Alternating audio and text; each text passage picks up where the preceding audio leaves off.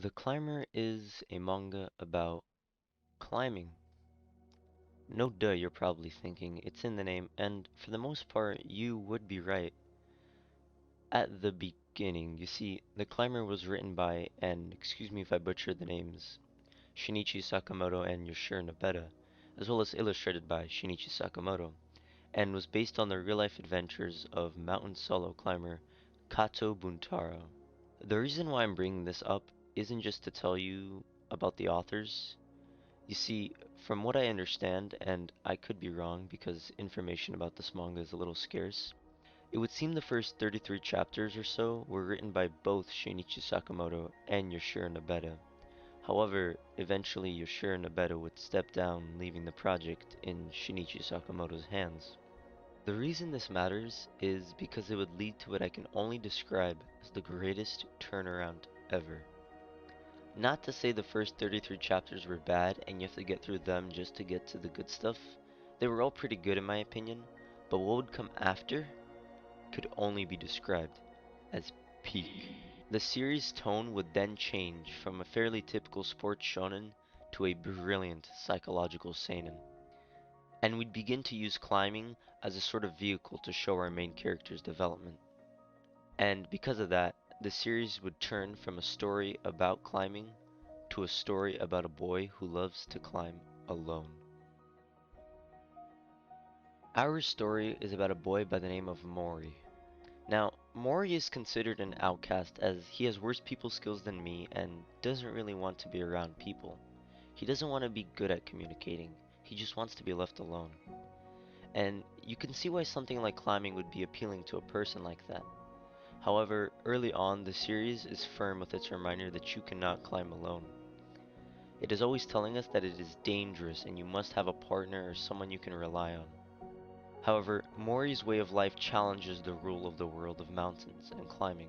He is constantly trying to go alone on mountains, but the mountains are unforgiving.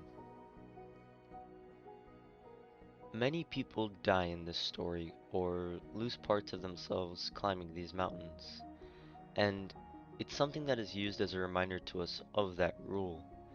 However, it is also used to point out certain traits about Mori. For example, and I'm gonna have to use a little spoiler from the manga, but this shouldn't be anything major, just to try to get you to understand why Mori is such an interesting character. There is an instance where Mori got lost on a mountain, and the weather suddenly changes, and certain side characters go out to find him. Mori, after going through a blizzard wearing typical everyday clothes, is freezing to death, and his fingers have even begun to get swollen. Eventually, Mori finds himself able to see the lights of a city below.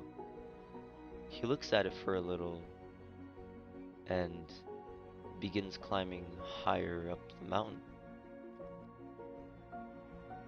Against the cold temperature, the hazardous snow, the rough landscape, even the frostbite on his hands, none of that scares him. He would rather be alone on this mountain than be with the people down below. And that might sound a little extreme to some of you, but when you see the kind of people, if you can even call them that surround Mori, I have a feeling you'll begin to understand why he does the things he does.